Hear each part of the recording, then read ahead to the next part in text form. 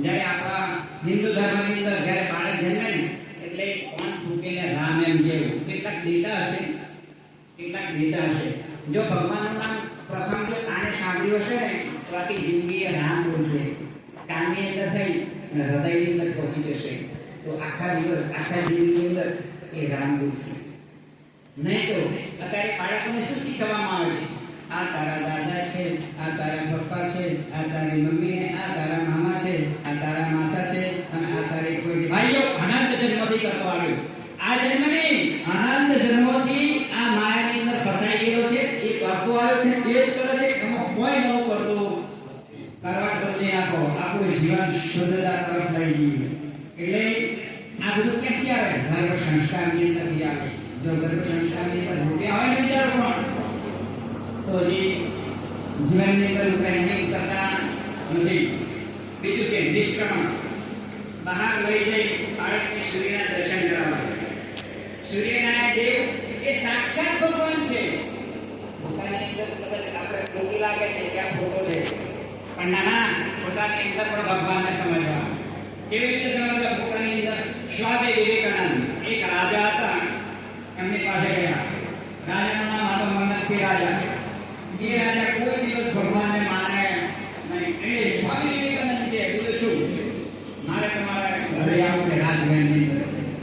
તમારા જેવા પગલા ત્યાંથી મહાત્માના આવો આવો પધારો પધારે. પછી કયું રાજા અરે અમારો જે મહેલ છે મહેલ જો એની અંદર પ્રદર્શન છે, પ્રદર્શન જોવા આવી. ત્યાં દાદાનો ફોટો હતો. એટલે સ્વામી વિવેકાનંદે કીધું આ ફોટો કોણ છે? રાજા કે મંદિર છે? તમારા દાદાનો છે. બોલે એમ કઈ છે દાદા? કારણ કે આ ફોટો છે દાદાનો. રાજાને કહ્યું પણ કે છે સ્વામી વિવેકાનંદ. આના પર થૂકો, આના પર લાત મારો, ના મારો.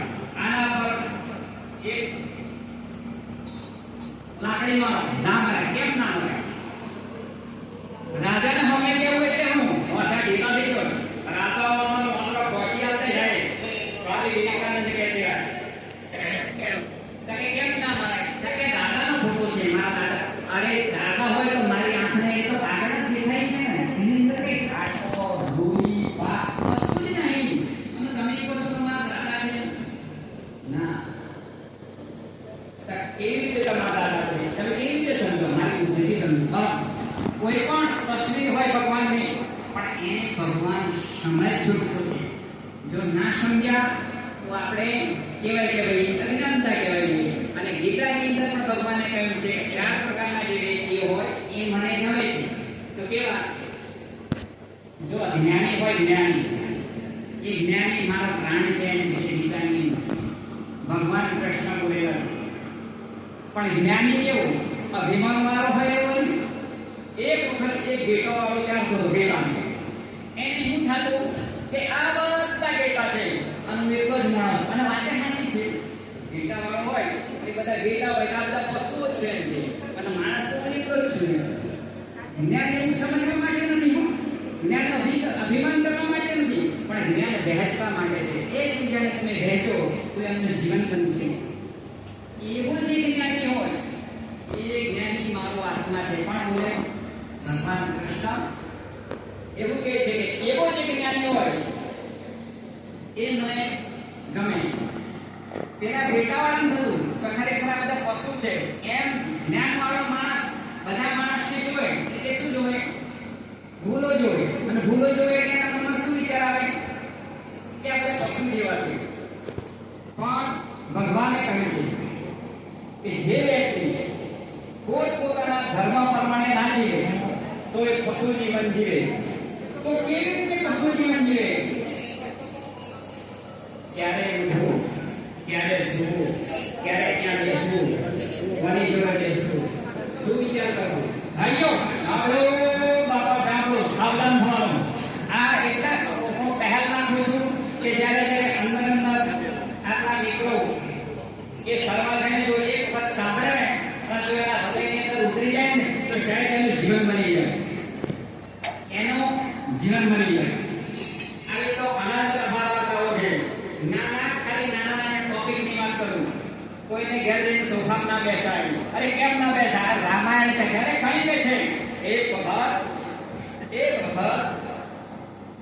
જે રામ હતા એમને કીધું, શું કીધું? લક્ષ્મણે જા તું લંકાની અંદર અને ત્યાં જઈ અને વિભીષણ જે છે એને રાજ તિલક કરાવો.